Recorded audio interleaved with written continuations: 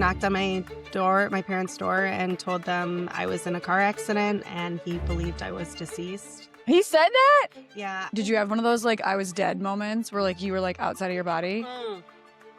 Kind of. I would sit down with my first graders. When they first come to your class? First day of school. I would sit down with them and I'd say I was in a car accident and the doctors couldn't fix my leg, so they had to take off my real leg and give me a fake one to walk on. And every single time without fail, they're like, is it bloody? Like, they think that, like, under here, it's just, like, hacked off. Right now, insurance companies consider a, like, running foot, like, not medically necessary.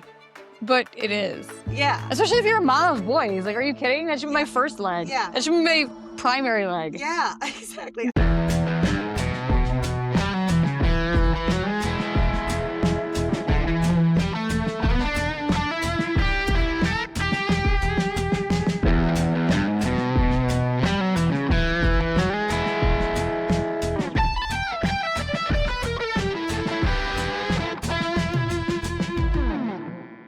Welcome back to Mike It Loud Podcast. I'm Brittany Racine, and I am so excited that season 3 is finally here. It has been less than a year since I started this podcast. It was probably around this time last year, but I hadn't launched yet till June.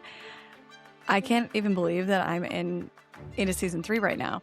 And honestly, before, like, while I start to build out the different seasons, it's kind of overwhelming. There's just so much work and so much planning involved in it. But season 3 really took me by surprise. I had a super busy spring and I had been kind of putting off scheduling my guests and getting my hands into what season 3 was going to be. And then as soon as I started, it was like bam, bam, bam, bam. I cannot believe the lineup that I have for you guys. I am so grateful for all of the guests who have spoke in any of my other episodes and who are on deck for season 3 this time around. Here to kick off episode 1 for season 3 is my friend Courtney Wilkin, and this one I can already tell is going to be top of the charts. Courtney is a longtime friend of mine, and she tells the story of how she literally escaped death as a 17-year-old. I think this is such an important story for everyone to hear, but definitely teenagers, parents of teens. But this is actually something that can really relate to anybody who has ever struggled with some kind of physical setback, mental setback, emotional setback. Like, Courtney is not just an amputee. She is a mother of 2 kids. She is a sister. She is a daughter. She just finished up a teaching career in the past couple of years and is now advocating for those who have other disabilities, specifically amputees. She tells her story about how everything really fell into place for her, and now she's doing something that she's truly passionate about, which is helping amputees navigate their physical, mental, and emotional journey while helping them be as comfortable and as active as they possibly can for the most affordable price. Now, Courtney is the perfect person for this conversation, and I'm so proud of her because she is using her story to impact people far beyond just the amputee community. She's reminding people to lead with kindness, stop judging what they don't understand, embrace who they fully are, and realize that confidence and self-worth are not based on perfection. They come from acceptance, resilience, and learning to love yourself through every version of life. And with that, here is episode 1 for season 3 with Courtney Wilkin. All right, Courtney, thanks for being with me today. I feel like this has just been one of those interviews that's needed to happen for a while. Obviously, we want to talk about your leg story. I met Courtney in college. What was it, like 2006? It was a long time ago. Yeah, something like that. And you already had the leg. Yeah. So I didn't know 2004. Courtney. That was when the accident was? Yeah. Okay, so I didn't know Courtney I didn't know Courtney with 2 legs. I only knew Yeah. Courtney with 1 leg. Yeah. So I guess, like, take me back to when I was going to say, like, who were you before that? Like, who were you before? I'm sure you were a normal high schooler Yeah. that did pretty high much. school shit. Pretty much. Okay, so Sports, hung out with my friends, yeah, went toilet papering, yeah, things- all the things of the 90s, early 2000s. And I'm pretty sure my friends still took me toilet papering, like, in my wheelchair my senior year. Oh, you were living it. Yeah. They just, like, took me along wherever they went. So were you junior year? It was August 12th, the year before my senior year. So I missed the first 9 weeks of my senior year, and I got back to school. It was actually on Halloween was my first day back to school. So August? August 12th. Yep. What happened? It's a great question. You don't know, right? I don't remember that day or, like, I don't know, weeks after. like the memories are very foggy until probably mid to end September. Okay. I remember absolutely nothing until September 3rd. But the crash investigators think that they think I was going 64 and a 65, headed to Dippin' Dots to go to work at the Dippin' mall. Dots? Yep. Is this at the one in Tittabawasi? No, they had a little kiosk in the Midland Mall. My girlfriend from high school, her mom owned it. So all like me and all my friends worked there. That sounds fun. And yeah, it was super fun. So you're on your way to work. Yes. Do you remember that? No, I don't remember that morning even. Oh, I really? actually thought I was driving my dad's car because my car was getting fixed that day. Mm-hmm. And up until like we were leaving the hospital for me to go to Mary Free Bed, and like we're bringing all my stuff home from the hospital, and my parents were like, we don't even have room for this in the car. And I was like, well, just bring the Blazer. Like, we're in Grand Rapids, we lived in Freeland. Is that your dad's? And yeah, my dad was like, we can't bring the Blazer. And I was like, You ruined it. yeah. They're like, it's totaled somewhere in a junkyard. Yeah. And I had no idea. I was like, what? Why wasn't I driving my car? I had no idea. I'm actually super, super thankful because You'd be more traumatized, you think? yeah. So you're driving to work. They think I went off the road a little bit and just overcompensated to come back on. And back then they had like those S10 Blazers. It was a 2-door. They were super, super tippy. And actually that year they stopped making the S10 Blazers. They started making Trailblazers instead. Mm-hmm. And they think I rolled 10 times. On the 9th roll, they think I was thrown out the passenger side window. And on the 10th roll, they think it rolled over my legs. So, yeah. And then when the police officer found me, he said I was like laying on my back, asking for my mom. And my legs were basically like Pretzeled? Oh, they were both broken like, they were both sideways? like, just sticking out this way. Yeah. Yeah. That's insane. Yeah. I feel like I know the story, but it's also been like 15 years since I've heard it. Yeah, probably. And I probably didn't ask in many details. Like, it's just like, oh, okay, this is what Well, happened. there was a car accident. Yeah. Holy shit, 10 times? Yeah. And then, yeah, they airlifted me. Actually, the police officer. How long were you laying there? Not long, because there was a woman and her 8-year-old son that actually witnessed it. They're traumatized. Well, I saw the 8-year-old, who's now like a grown ass man, Yeah. at the ice cream place where I was working in the summer, just a couple years ago. And I was like, Katrina, how are you? And she was like, oh my gosh. And she's like, my son is with me. I gotta tell him it's you. And he looked at me and he was like, oh my gosh, it's really you. He's like, I will never forget your legs. Like, Well, and he like just, seeing a like, human fly out of a car. yeah. At 8 years old, like, imagine and like, so I'm just like, I don't remember it, but that kid does. Like, Yeah. sorry, I know, but maybe that was for like a purpose. Yeah, maybe. Maybe he drives good now, or he just doesn't Maybe. drive. Yeah. Yeah. Okay, so your legs were snapped sideways.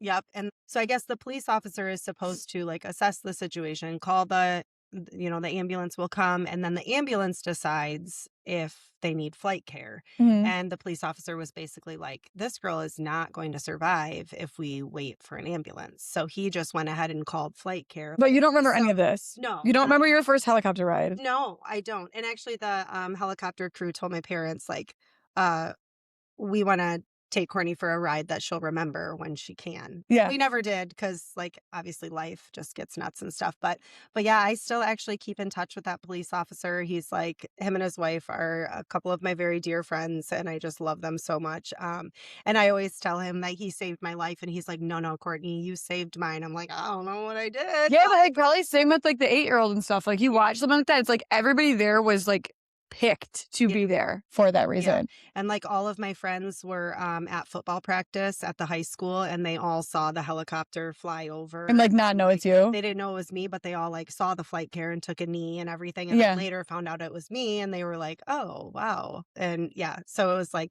my girlfriends all stayed the night together at my friend Megan's house that night because nobody wanted to be alone. Like, right. Yeah, but Dave, the police officer, went to my parents' house, and I'm literally about to throw up. Yeah. Thinking about this. Yeah, so he knocked on the door, and mom, my friend that was working at Dippin' Dots had texted my mom and said, Courtney's not at work, like, and she's like, well, she left a while ago, like she should be there by now. My mom had a really bad feeling. And so yeah, he knocked on my my parents' door, and told them I was in a car accident, and he believed I was deceased. He said that? Yeah, I mean, like, nobody thought I was making it at all. Yeah, and I so feel like I have so many questions, but I don't even want to ask them because I'll start sobbing. Like, I will literally start sobbing. I yeah, can't. so my parents rode to the hospital thinking that I was possibly dead, and then they got there and I was still hanging on. And then actually the flight care came in the next day for their shift, and they found out I was still alive, and they're like, "What? Yeah. What?" So yeah, they had like the chaplain come in and talk to my parents, like the whole thing. Like nobody thought I was making it past a couple hours. So Oh yeah, my here I am. gosh. So That's yeah. amazing. So what was like, so were you like, how were you asleep for a long time? Were you like in a coma? They put me in a medically induced coma. And like the first few days, they had me opened up because I had damage to like all my internal organs. Mm-hmm. And so they basically like they couldn't sew me back together because they weren't done yet. Like was so much work to do in Yeah. there. They would just basically like when they were done operating, they'd like pack me and leave me open. And they did that for like 3 days, and then finally, like, finished up whatever the hell they were doing and Yeah. sewed me back up, but it was like, my stomach was completely torn apart from the seatbelt, like, the nylon on the seatbelt stretched out, it was still buckled in on both sides when they found the car. How did you fly out? Yeah, I basically the nylon stretched out, and I kinda, like, wiggled out of the seatbelt, and But can you imagine like how for it to stretch out, it was probably so tight yeah, and just yeah, shredded your insides? yeah. I mean, and a million other like, I had damage to my liver, kidney, spleen, bowels, collapsed lungs, Both of them? yes. So I still have, like, scars right I was here. gonna say, don't you have like a massive scar on your back? Yes, on my back and my stomach is, like, from here to here and all across here. It's, like, just a big road map. Yeah. Actually, when I went in for my C-sections for my boys, They're like, this is the interesting. doctor was like, "Well, you got quite the roadmap here." And I Yeah. was like, "Yeah." He's like, "So do you want me to make a new incision or just like use one of these old ones?" What'd you do? I was like, "Use an old one if you can." So they actually cut me this way to take both of my boys out. I wonder if that Like a was C-section. easier. I don't know, but yeah. So they just like they were like, "Well, let's not make a new mark, just use an old one." So we recycled my incisions later on in life. Awesome. So all your innards were ruined, Yeah. basically And then put back together. they weren't super focused on my legs at first. They did external fixators, like I had bars that kept my legs straight, just to kind of get them back into place. Like Um, ones that were like pinned in or something. yeah, so like right here, there's two scars. There's scars right here, and then I have them like here, and then right there. Those two. What are all these? Uh, this was a skin graft. They took skin from right here, this square. They took skin and put it on my stomach and right here because my wounds there were so bad they weren't gonna like heal on their Right. own. They Let's go to the ass. Yeah. yes, basically. Um, and so yeah, they had these external fixators, which is like metal that comes out, comes out, comes out, and then a bar that runs across and attaches all of them. Yeah, Just but they're like, we'll deal with the legs in a minute. basically, yeah. And then 4 days after, once they got me a little more stable, they airlifted me to Grand Rapids because they were like, we can't deal with this girl here. Like, she needs something more specialized. Yeah. So they took me to Spectrum Butterworth in Grand Rapids, which is like, at the time, that was like the place for peds. U of M was like, Is this peds even? We got a lot of things going well, on. I was 17, so I was Oh, right at the right. cusp of being a peds patient and An adult. regular adult patient. Yeah. Wait, so what was up with the back? What was the rest of the injuries? So we didn't talk about Okay. the legs yet. Yeah. The insides were a mess, but Yeah. somehow were repaired. Yes. What was up with the back? It was broken, but I don't know exactly. I have 8 screws and an artificial bone in there, but I don't really know why. I just know I was wearing a back brace and I hated it. Like I had to wear it for far too long and I called it my turtle shell and I kept saying this shell is overrated. Get it off of me. That was like my nurses put a piece of tape on it that said this shell is overrated. And I would just like wear it around. What about your head? Did you have like a head injury? No, from here up. I was like, fine. How do you not remember that? And you just had, like, Um, a concussion? well, I did Or like, is it, like, a so psychological thing? actually, like, I at some point when I was in the ICU, I started kind of like talking off the wall and being really, really mean to my nurses. And my parents were like, That's this not like is you. not, yeah, Right. like what's going on here? So they took me down for an MRI and they saw I had fluid on my brain. So at some point I had a brain bleed, but they didn't catch it. And then, so if you have a brain bleed, a lot of times it resolves on its own, but you can end up with that fluid Okay. just like ends up residual, I guess. Sloshing So they around. did, yeah, basically just flopping around in my head. So they drilled a hole in my skull and I can still feel And, the like, drained it. dent and they drained it. And then that was it. And that was the only thing, like, yeah, from shoulders up, that's the only thing I had. I think it's crazy that you don't remember it, but you were like, you didn't have a head Yeah. injury. Wait, okay, this is so random, but, like, did you have one of those, like, I was dead moments where, like, you were, like, outside of your body? Mm, kind of. Because some people are like, yeah, I was, like, outside my body, but, like, looking down at it. Yeah, Do yeah, you know what I mean? not that exactly, but like, so when I was in my like medically induced coma, I had several dreams that seemed very real in a sense, but not really. Like one of them was I thought that I was in this at this restaurant that had like a different type of cuisine on every floor. Like one day we would be on this floor, we'd have Chinese food. The next day we'd go and we'd have tacos. And the Mhm. next day, and I thought that that's like what we were doing. But I think it was like the different floors of the hospital. And like, this was my room. This Yeah. is where I'm getting operated on. This is where they're moving me for a MRI or Okay, whatever. different menu. Yes, yes, kind of. Then another thing that I dreamt was my great grandpa passed away when I was just like a little girl. And Mhm. but I do remember him. And I was like in this room and there was light shining through the window and there was a lady sitting at a desk and I kept saying like, "Can I go? Can I go now?" And she's like, "Nope, can't. Nope. Nope. We'll get to you in a minute. We'll get to you in a minute." And this is like so vivid in my mind. And then my great grandpa walked through the door and he looked at the lady and he was like, "She's not ready. She can't go yet." And then he just like disappeared. And then you, like, went back into your body? And then I just like don't remember anything after that. But like very specifically remember my great grandpa coming in and saying like, She's "She's not not. ready to go." No. And so that was like the I have thing where, chills. yeah, so that was like the only thing where I was just like, that was strange. So I wanna go back to when were they like, "This leg's gotta go"? September 3rd. So were you awake yet? That's my very first memory.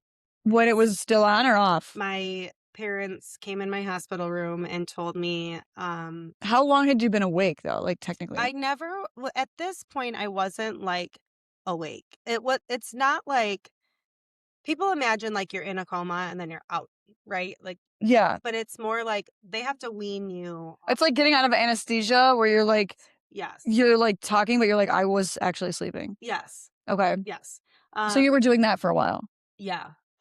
A few weeks probably. September 3rd, my dad and my mom were sitting there. My dad said, "There's a 40% chance that they can save your leg. And if they do, the best you'll ever do is walk with a cane. You'll have to have a muscle taken from your left shoulder and put on your leg. And then I wouldn't have full motion in my arm and I'm left-handed. I played softball, I played volleyball. So they were like, we don't want to take that from her."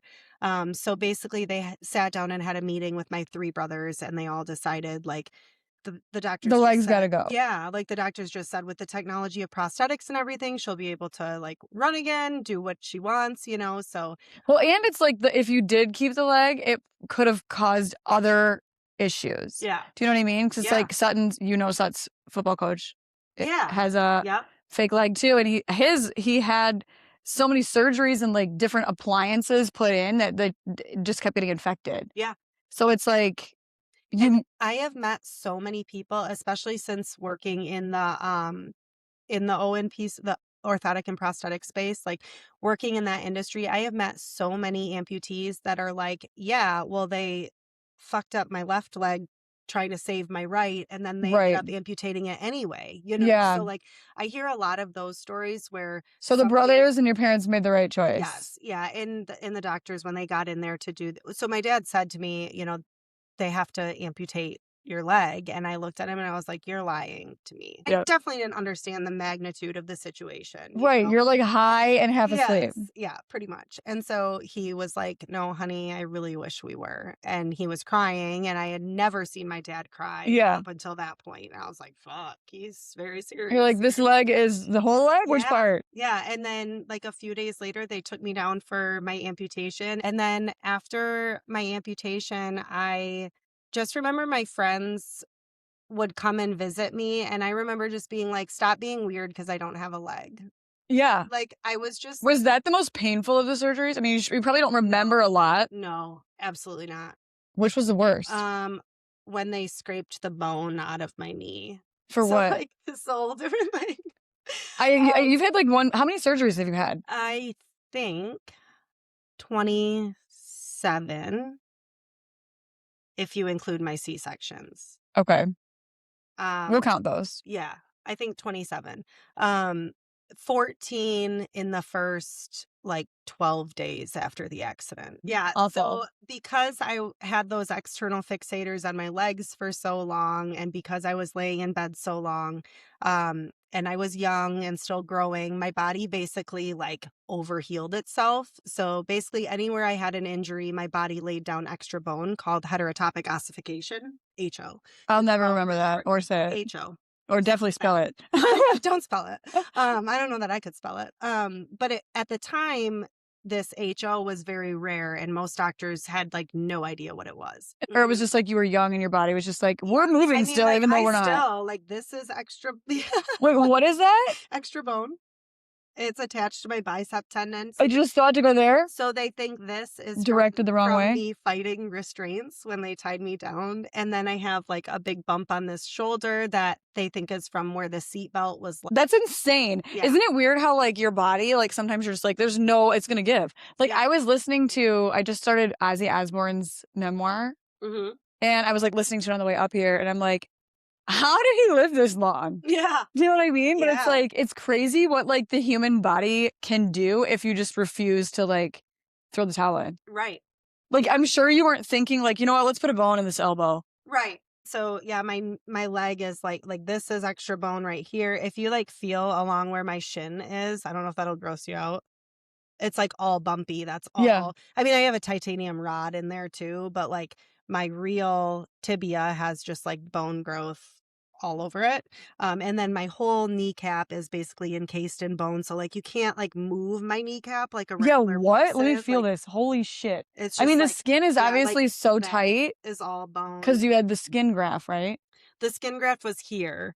Oh. So they had the skin graft there, and then they eventually took it out. And this was like all bone too. It was like it stuck out. And so they went in and they took the skin graft off, they scraped out the bone, and then basically sewed it together. And that's why it looks like when I tell people I got attacked by a shark, I'm like, yeah, I almost got this leg too. See? How are you not a drug addict? Well, Like I was thinking about that on the way up here too, because I'm like, okay, a lot of people, obviously we've talked about addiction on the podcast, but like so many people have an injury and then they get like that's their gateway really into it. But it's like, how are you not? My mom was very, because you had to probably be on pain pills for so long. Yeah, my mom was very intentional about like, if I didn't need it, I wasn't getting it kind of thing. Like she really was like just absolutely incredible through the whole thing. And she was like paid to be my caretaker because I could not take care of myself. And so like, you know, insurance covers whatever you need when things like this happen. And so, but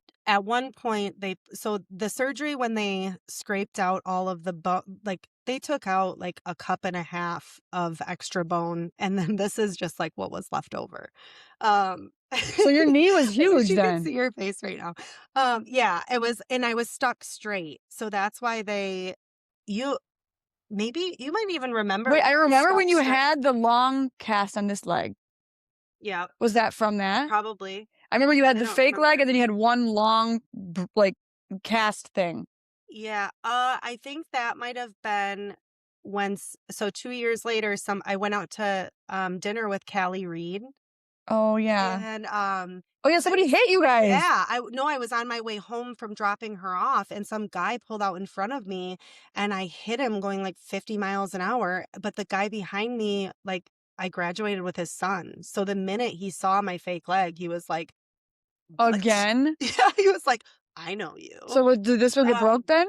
So I actually had broke my femur, but they didn't find it until the following, like, that was in August also. And they didn't find it till the following December. I was supposed to have surgery, and they did like a pre-op x-ray, and they were like, ma'am, you have a broken femur. Like, I was walking around with a cracked femur for like 4 months. I had no idea. So that at that point they gave me the full leg brace to help that heal. So that's what Okay. you remember. So basically, like, every doctor we saw, like, my legs were stuck like this. I could bend this one like that, maybe. Like, I just had no movement. I was Yeah. walking around with like straight legs wherever I went. And my dad was like bound and determined that we were going to find someone that could fix this problem. We need some knees. Yeah. Well, and the thing with HO is, like, if you remove it too early, it will come back tenfold. And Oh, if you wait too long, then like capillaries and all kinds of things form around the bone gets too mature, and you can't it's remove. concrete. Yes, it's like very risky to remove it after a certain point. So my dad would like called this doctor in California, because the guy in Saginaw was just like, "Yeah, you're stuck like this. You're just gonna be that for the rest of your life." And I was like, I didn't lose my leg so I could walk like a stick man. Yeah. Life, like, we got to do something about this. And so dad like did some research online. It was 2005 then, so like internet was like, you're like, Yeah, your dial-up internet. but he found this doctor in California that was like, he's like, I can bring you out to California. I can do the surgery, but there's going to be a lot of follow-up involved. So it's going to involve many trips. Right, it's not going to be just a one-time thing. Yes. Or this ain't a boob job. yeah. Or right. Or we have to stay in California for like months. He was like, well, he talked to his contacts, whatever, got us connected with this guy at U of M. And, so I went there, and he scraped out some bone, and then he was like, okay, so that it doesn't grow more bone in the healing process, we got to keep your knee moving. So for 8 hours a day, it was 8 hours on, 1 hour off. So I slept with this thing on. It's called a CPM. I don't know. I called it Betsy for whatever reason. So they would strap me into Betsy, and I would just lay on the couch, and it would go. Did it hurt? It did when they tried to like they could adjust how far I was bending. Okay. And now I can only bend like, that's it. Like 90 degrees. That's as far as I go. It just kind of like locks. Yeah. But I can hyperextend like 20 degrees. So Got some movement. So weird. Wait, so how long did you have to wear Betsy for 8 hours a day? It's like 6 or 8 weeks. Yeah. Like, oh my whole gosh. healing process. I had to just like. I mean, at least they had something you didn't have to do it yourself. Yeah. Yeah. So and I'm like not a back sleeper. I've always been a side sleeper. Yeah. So I just like remember. And you're like, my freaking back hurts. I broke it. Let's not forget. Yeah. I was like trying to sleep, but like I would like try to roll on my side, but like this was still moving. So I just remember it was so uncomfortable. At the time, I don't think I was wearing a prosthetic like super regularly. I mean, as often as I could, but like when you're first like an amputee, it's very hard to get a good fit because I call it a nub, the nub. Residual limb. Or is that what they call it? Stump. A lot of people say stump. And I remember in the hospital, somebody said stump, and I was like, no, we're not doing that. I like how they're like, no, this is inappropriate. Let's call it a stump. Yeah. Yes. I was like, I sound like a tree. We're calling this a nub. Okay. So anyway. I mean, I just remember you always calling it a nub. Yeah. Yeah. And like your nub changes shape like for the first 2 years-ish after your amputation. Well, I feel like everybody's body changes shape like every year anyways. Yeah. But I'm sure like the more you work it and like, I'm sure when you get fitted, you're like, this thing hasn't moved in a while. Yeah. Yeah. Obviously, it's going to like get a new shape when it starts moving and working again. Right. Well, and you have to like wear a shrinker sock every night, because if you don't have like compression on it, then it collects fluid because like and I actually just learned this at work because now I work in this space, but Yeah. like a regular leg, when fluid comes down, it comes back up. Like your body has Oh, like the means to the circulate that process. fluid, but when it's cut off, When you have a then stump. when you have a stump, it just kind of collects. So if you don't like for those first like however many couple of years, if you don't like keep compression on it, then it's just going to keep Swelling and probably hurt. and then anything that you can put on during the day, then the next morning, if you haven't worn any sort of compression, the next morning is not going to fit. Yeah. You know, and I obviously don't have to do that still. It's fine. But if I have like a bad sore and I can't wear my leg for a few days, then I always put something on for compression because I'm like, when this is finally healed, I'm not going to be able to get my leg on. Yeah. Because it'll just be like Huge. visibly bigger, you know? So yeah, there's just so many like little nuances that people don't even realize. Like I always say the worst part about being an amputee is waking up in the middle of the night to go to the bathroom and having to put on my leg. It's like the worst when you're pregnant because you have to get up so many times. Yeah. And I've never really been one. Can you hop? No. I mean, this leg is. Oh yeah, you definitely can. Yeah, I was gonna say someone might be able to hop. Leg, Brett. This is my good leg. This is my bad leg.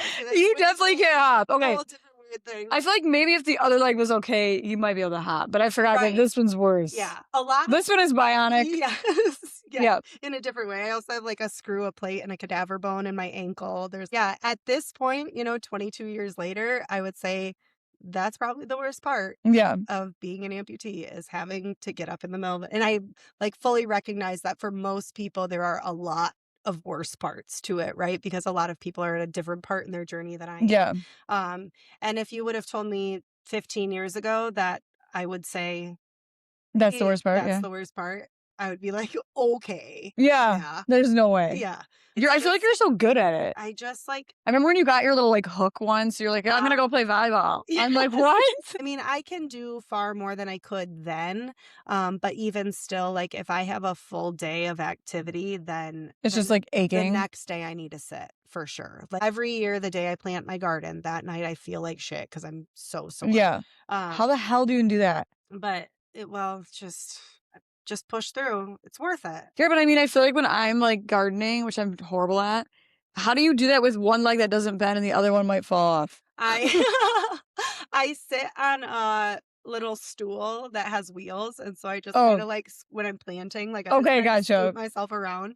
And also I've like learned to be extremely flexible. So like since I can't like squat or like crouch down, I can like stand with my legs straight and put my hands flat on the floor, no problem. Even you have to, I feel like. Yeah. I've just like my. Can you imagine if you were like overweight? Right. How? Yeah. Like you couldn't. Yeah. Do anything. It'd be very hard. Hey. Remember when your foot fell off at 80s Fest? Yes. Oh my God, I forgot about that. We were like at 80s Fest in Frankenmuth, and you were like, looked down and you're like, oh, lost my foot. And then when we went back in the bathroom and your foot was like on the ground, there's like a circle of people around it that were like, yeah. Or you're like, oh, let me grab my foot real quick. Like loose and wobbly. Like I think there was like a screw or something in my ankle that had like come loose. I don't remember the mechanics of it because obviously we were drinking, and I just remember that you were like, I can't find my foot. Or maybe it was like when I was the peg leg pirate for Halloween. Or maybe that was it. I want to get into some fun questions. Okay. Is there any part of the story I missed that you're like, wait, this is a big part? After I got the second opinion and the doctor was like, yeah, you just have to kind of like maybe find a different profession. And so that's why you stopped teaching. Yep. So then I was like, I had to email my school and be like, I can't teach anymore. My time teaching ran its course, and I loved that I had that experience and that I did that. I love the people that I met. I still have very, very dear friends whose kids that I taught and everything. But I am now finding that working in orthotics and prosthetics is far more rewarding for me than teaching ever was. Yeah, and you can like actually enjoy it because you're not so burnt out. Probably. Yeah, and that really surprised me because like I started an amputee support group at my Michigan hospital in Midland. So we just had our first one last week, and like doing those things and like coming here, telling my story, like Mhm. these are the things that I've always wanted to do because I know that there's people out there that like are struggling, right? Yeah. Like there's so many people that like go through something that I went through and it just completely crushes them. And it's Oh, like yeah. there's so much more waiting for you. You know what I Yeah, like, mean? just Like get through it, just get through it. yeah, yeah. And so now I'm just kind of like, so about like 10 years ago or so, my aunt had me speak at this conference in front of like 500 adults. And I was so nervous and it went fine, but I was very, very nervous. And afterwards, this guy, John Wagner, he came up to me and was like, "You need to go tell your story to people." And I was like, "I don't want to do that. Yeah, I'm a teacher. I am a mother. I can't be doing that right now, right. you know?" And now I'm just like, this is what life has afforded me, right? Like now I get to tell my story in other ways. I don't have to go in front of 500 people to tell my story. I can Mhm. just like, it can be sitting in a patient appointment Right. and like them being like down and out about having their Whatever. leg cut Yeah. off. And so now I work for Oakland Orthopedic and I've been a patient there for like 22 years, which is like, So full circle. yeah, very much so. Yeah, my prosthetist was just like, you need to work for me. I was like, I'm not making legs. And I've told you that many times. I don't want to make legs. We actually have an office in Grand Blanc.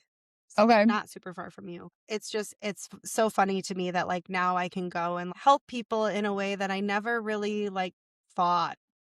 Never Was in a for million you, yeah. years. Never in a million years did I think. When I was transitioning from teaching and I was looking on LinkedIn every single day for a job, I was like looking What were for you looking at? Ice cream project shops? management. I wish. Project management. I like really wanted to do project management. And I think it was just like somewhere to focus myself. I Yeah. think that's why I thought that that's what I wanted to do. And now looking back on it, I'm like, I'm so glad I'm not doing that. I started this job October 6th. And October 17th, my dad went into the hospital and came out on hospice. And he passed away November 11th. So, like, Like, having the oh flexibility. my God. I was like sitting on my computer in my dad's hospital room or like in the hotel room in Traverse City because that's where his oncologist was. Yeah. Like I'm sitting in the hospital or in the hotel room, like calling my boss, like my dad is in the hospital. I think we're bringing him home on hospice today. Mhm. Like I'm gonna work. You know, he's like Courtney, like take care of your family. You know, Mhm. like no Like, self. having the I feel like flexibility Oh is, my like, gosh, huge. no sub plans, no guilt, like just time off if I needed it, or just like working from wherever I needed to work Mhm. from. Like it just was like, I'm just like, I am so glad I'm not a teacher right now because I could not mentally go into a classroom dealing with what I was dealing with my dad. Right. I can't believe the timing of all Mhm. of this that like I Perfect just timing. started this job and now like in my dad's last days, like I was there every single day with him. Yeah, You you were, know, like, I able was to be like there. the morning that he passed, it was like not a question. So now I'm at Oakland and then through Oakland I met Limber, which is who 3D printed my leg. I do have questions about Okay, that. then we'll just wait. And we'll wrap up with that. Did you go through, like, a depressed phase when you had no leg? No. I mean, yes and no. Like, was there, like, a mental aspect where you, like, grieve the leg? Um, Somebody was asking me that the other day. They're like, when you lose a part of it, you're like, "Oh, that's a part of me that's yeah. dead." I Did you see it? no, actually after my Like, I need to see it and say goodbye. after my surgery, I asked the doctor, I was like, well, what'd you do with my leg? And he was like, We put it at a crime this, scene and now you're he, under investigation for murder. he was basically like, uh, you don't want it. Like he wouldn't answer. What do I they was just like, throw it out? just tell me. He was like, they put it in an incinerator. Oh, You so it burn gets it. cremated? Yeah, it gets cremated with like a bunch of other body parts or whatever. And You're like, you didn't even ask me if I wanted it. well, and I told him like when I was like on a lot of drugs still in the hospital, I was like, I want to see it. Did it And feel like it was there? every time I would get a phantom pain, a lot of times it was an itch. Like it felt like On the nub? it felt like my foot was itching and it wouldn't go away until I like actually reached down and pretended to itch my foot. Like it's such a mind game. Like Yeah. phantom pains are insane. The amputees that I talk to, the phantom pain is so bad that they can't sleep at night. And back when I didn't have like a super well-fitting prosthetic, there were times where I would go to bed at night and like it felt like jolts of electricity like going through my and I just like I'm like my nub is like bouncing and Ross is like, will you stop? I'm like, I can't. It just like feels like weird. Yeah. Really weird. And some people have that all the time. And I don't really have you ever heard of a devotee? So like No. there's amputee devotees. Is that like whoever's married to an Saying that amputee? right. No. So there are people who have amputee fetishes. That's what I'm saying. So like sometimes you have to like I try to be very cautious like when people message me on social media or something about like amputee support, sometimes they'll like instantly say, can you send me a picture of your nub? You're like, I only have a stump. And I'm like, I don't even have a picture of my nub, and I'm certainly not taking one for you. Maybe you should make money off that. Yeah, You can just fully retire. I mean, They're not going to know it's you anyway. It's a nub. you have told me before I should have a nub OnlyFans. I think nub OnlyFans is the way to go. Because you're like, I'm not even doing anything nasty. And like, my face isn't to be in it. I'm not talking. Just, like, wiggle around my nub a little Yeah. bit. And are they intrigued by it? Or they're like turned on by it? I think it's just kind of the same as a foot fetish. Like I don't have that either. So I don't really, I either. can't I relate. like hate feet. I always say I hate feet so much I had one cut off. Like I've never touched my husband's feet. I don't even want my own foot. Yeah. Actually, my boss, after I started doing like marketing and social media and stuff for him, he was like, do you want to be an orthotic fitter? Like I'm not fitting braces on people's feet. That sounds terrible. Like I'm not doing that. And I feel like 99.9% of them are going to complain about it. Right. They're never going to be like, feels great. Like, no matter what you do, it's bad. Because in the end, it's a foreign object on your body. It's not going to feel good ever. Yeah. Okay, let's get into some fun ones. Okay, what is the wildest thing that somebody has ever said or asked you about your leg? Oh. Huh. Do they ask or they look at it and they're just like, just don't say anything? Yeah, I think most people like don't ask weird questions because they're afraid. I've had people that just like stop me and are like, "Oh my, what happened?" Or when people get bitchy about me parking in handicap, like they'll look at me and then they'll look at the back of my car like to see if I have a handicap plate, like they got to check. And I just kind of think like, what, do you want my medical history? And do I need handicap parking all the time? No. Probably not. Okay, you can have it, but we're not mad. But also, who's the people that's like, bitch, why are you parking there? Like, shut up. Why do you care? I don't even look at the handicap. Yeah. And see who's there. Actually, at SVSU, I had an old lady that I pulled into a parking spot and I got out of my car and started walking into class. She's like, excuse me. And I was like, yeah. So she was like, I was going to park there and you pulled in. And I was like, okay. And she was like, whose car is that? I was like, well, it's mine. Well, there's a handicap plate on that car. And I said, yeah, I know. And she's like, well, I just had knee surgery and it just really hurts to walk.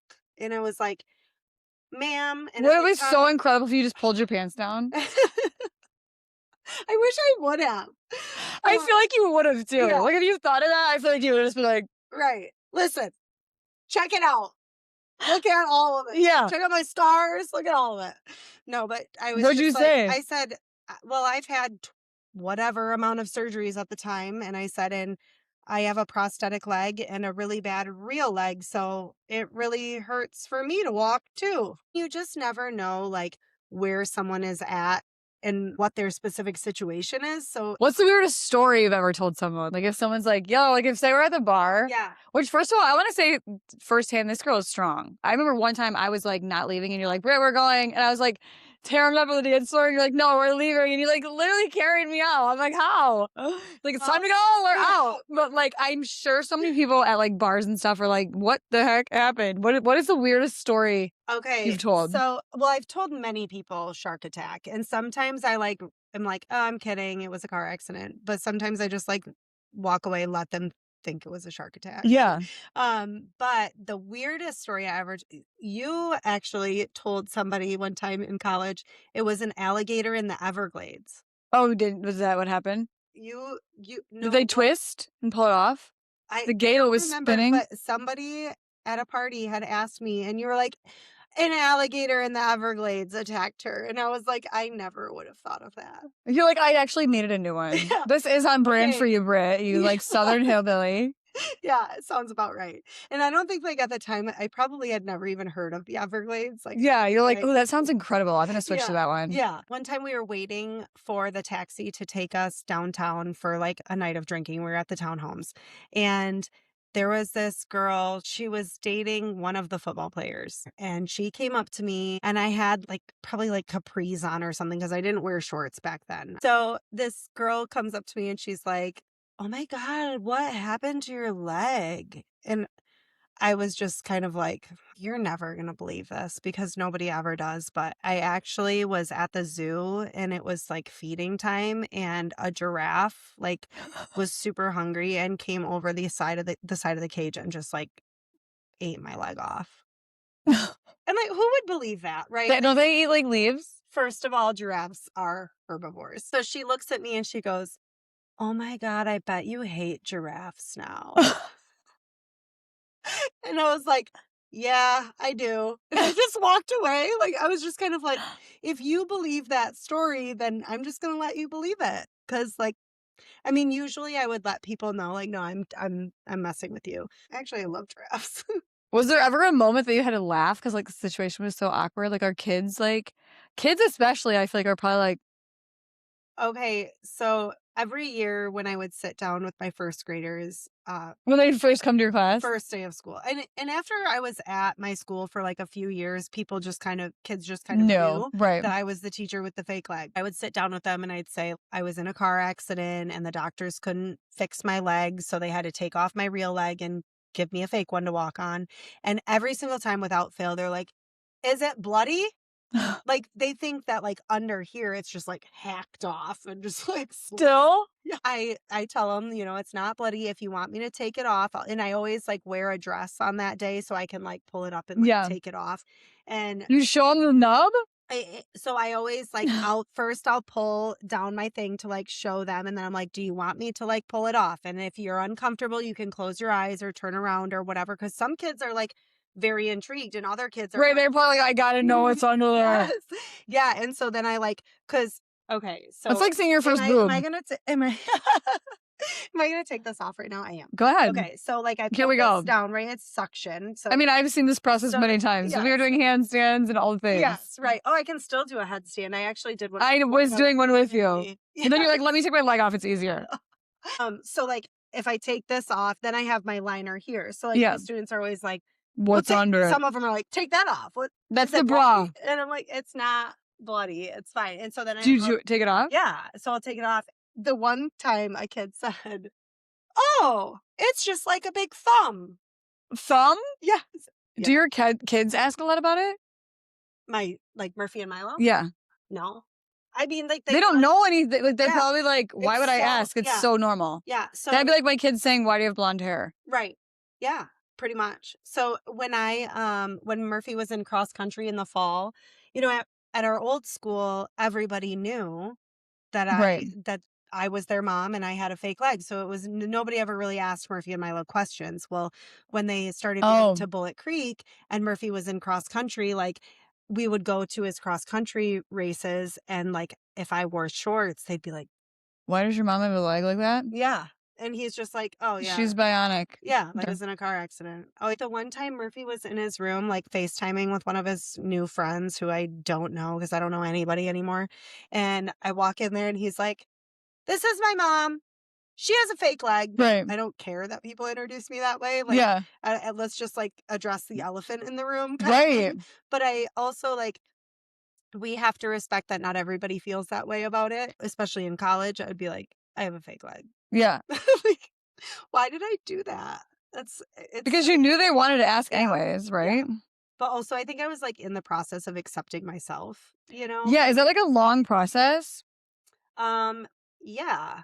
I mean, I don't Like, did you like, I don't know, I guess, did it like hold you back from a lot of well, things? I didn't wear short pants until, like, well, when my parents moved up to the lake and it was inconvenient. Most of the people I'm around know I have a fake leg, but I still would just never wear shorts. Like, I always wore long pants all summer long. I wore jeans, Like, did it always. make you self-conscious? Um, I think yeah, it Like, must not, have. is it in Like, like a weird way where you're like, it's not like it's like my fault, or I'm like, Right. I'm uncomfortable in my body because I am overweight or Right. like whatever it is, And but it's you're like, yeah. Well, and it's not like I am uncomfortable talking about it either. So I right, don't really know what it was. I think it was just like a weird an thing. overall like subconscious didn't really want to like put myself out there like that. I feel like yours, which maybe I'm wrong, so correct me if I'm wrong, but I feel like you were just like, I don't want to make it a thing. Like, just act like it's not here because I don't want to be like, Yeah. I've arrived here Right. with my leg to tell a story. Yeah. Like, do you know what I mean? Yes. I think it was like I will make it a thing when I'm ready to make it a thing. Or if you'd Kinda. rather me just tell the story and get it over with, I'll do it. But like, I don't Yes. want to like lead with it. Right. Yeah. I don't want to come in and everybody like, Like, make it whoa. your identity. And honestly, like my husband has been like just so absolutely incredible about just everything. Just own it and Everything. whatever. Yeah. Yes. And like he truly like makes me feel beautiful. Like Hmm. I finally realized that like I also can be a beautiful human. Yeah. I think like it really takes somebody to make you feel that way to really like accept who you are. And I don't know, at least for me, I have taught my boys, like kids are mean, you know that, right? Like I mean kids are just mean. And I was mean in junior high, high school, even college. Like I mean, we even hung out with some kind of mean girls. And I like now I look back and I'm just like, why did I feel it so necessary to talk about people like that, you Hmm. know? And so like we've really been intentional about teaching our boys like you don't talk about what someone's wearing or what they look like unless it's a compliment, like period. Yeah. You just don't discuss it. Like Hmm. if somebody's wearing an outfit, it's either the only thing they had to wear and they're hating life because they have to wear it, Yeah. or they like it and they feel good in it, or Let them like do their thing. yeah, or they can't afford anything different. And so like either way, none of those things are things you should be making fun of someone for. It's not your job to talk about someone's body, you I know? feel like it's just not your job to speak for anybody besides yourself. Right. Yeah. And I always say that to mine, at least. I'm like, Yeah. hey, if that's what they like let them do their thing. Yeah. You do That doesn't you. affect you. Yeah. Yep. Ross always says, live and let live. If someone that's listening is going through a life altering situation right now, what would you tell them? It gets better. Also, like, this is a blip on the radar. Right? Like, Yes. at the time when I was going through all of my stuff, like, it felt like an eternity. I'm sure it Right? did. I mean, even like the stuff with my dad in the fall was a month long. It felt like I lived 1,000 lives. When you're going through something hard, it feels like it is taking so long and so much of your life. And at the time, I was just thinking, Like, this is life, yeah. actually. Actually, this morning when I was getting ready, I was thinking to myself, man, when I met Ross, I had only been an amputee for like 6 or 7 years. Hmm. And I'm like, now I'm sitting at like 22 years. Yeah. You know, like that's so weird to me because in my mind, that's 6, 7 years seems very new. Mm. Or like recovering from a surgery feels like it's taking an eternity. But I spent the better part of 2 years in a wheelchair. Hmm. And I look back on that and I'm like, God, that was like a very short time in the grand Yeah. scheme. It's just a little blip on the radar. Well, Like it's kind of like it's kind of like being a mom, where you're like the days are so long, but the years are short. exactly.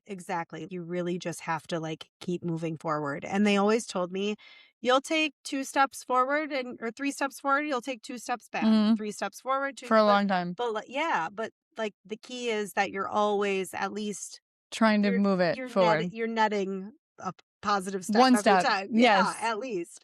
So that was always really helpful for me. Exactly. I feel like you've always had like such an amazing mindset and like outlook on things. Like, I've never seen you ever be like, first of all, lazy ever, but also like just never.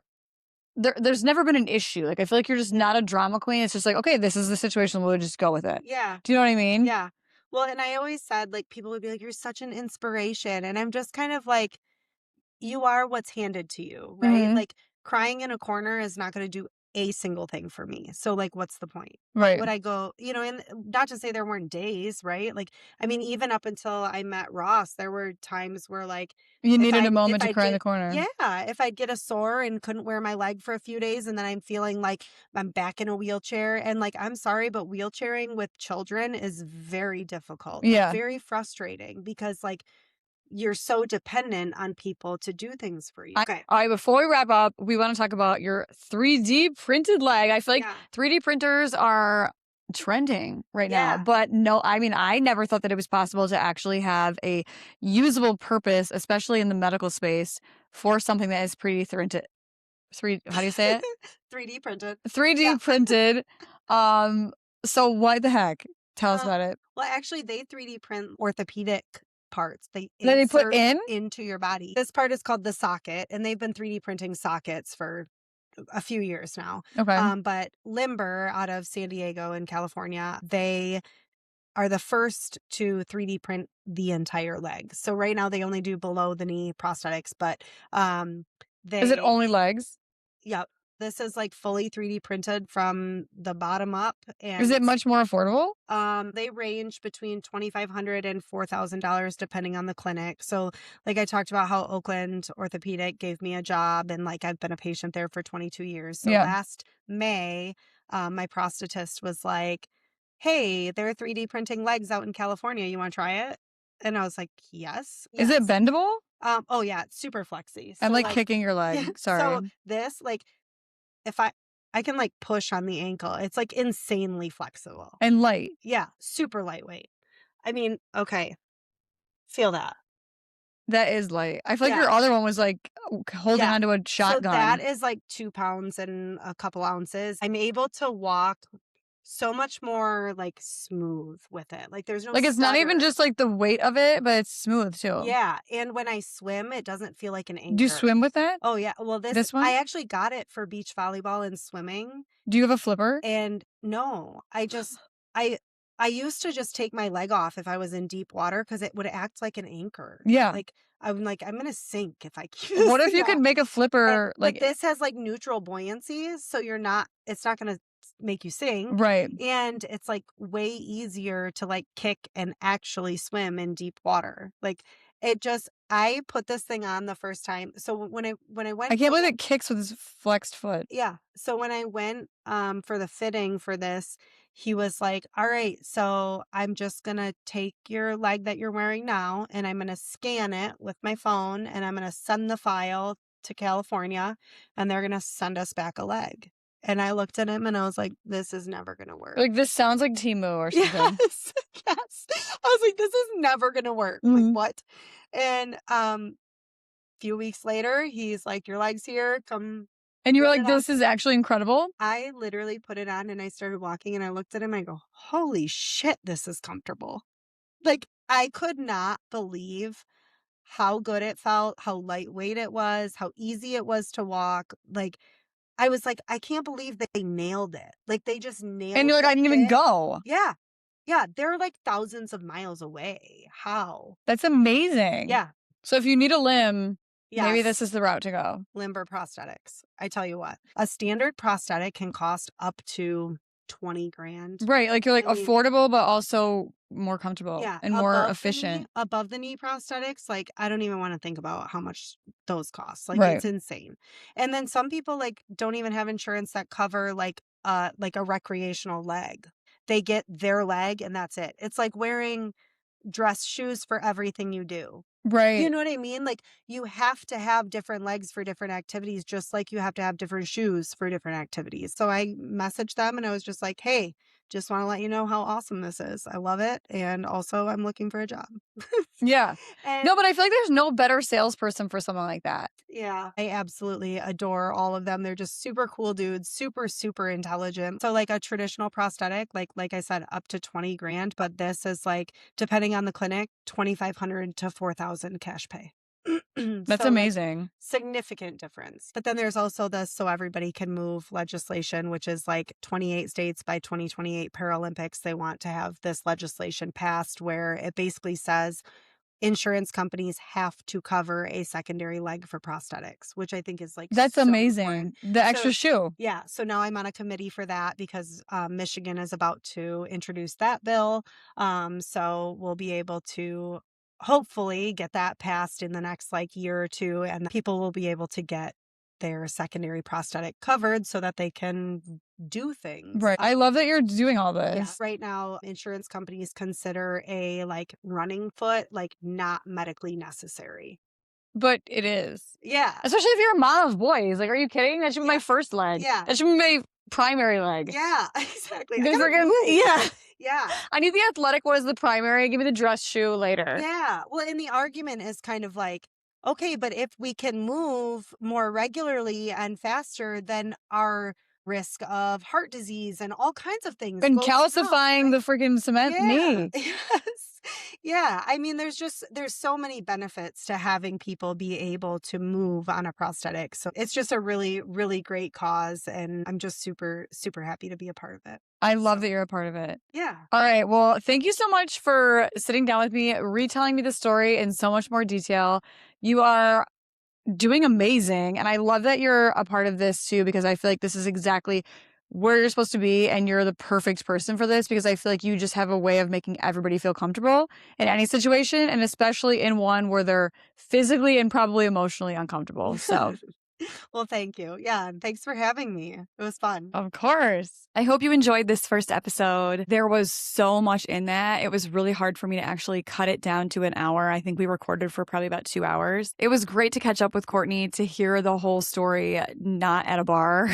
Do us a favor. If you like this episode, please share it. You can share it on social media. You can share it with a friend. Give us a 5-star. Leave us a comment. It helps push the podcast out to new audiences. Check the show notes for all of Courtney's information. I have Limber Prosthetics info in there, Oakland Orthopedics info in there, and different ways that you can connect with Courtney. So check the show notes for all of your resources. Again, I'm Brittany Racine with Mike It Loud. Always feel free to send me a DM. I have my socials in the show notes. I love hearing your feedback. I love connecting with new people. And if you have any suggestions or referrals for people who want to share their story or promote their business on the podcast, please reach out. This really set the tone for season 3, and we will see you next week for another fun episode.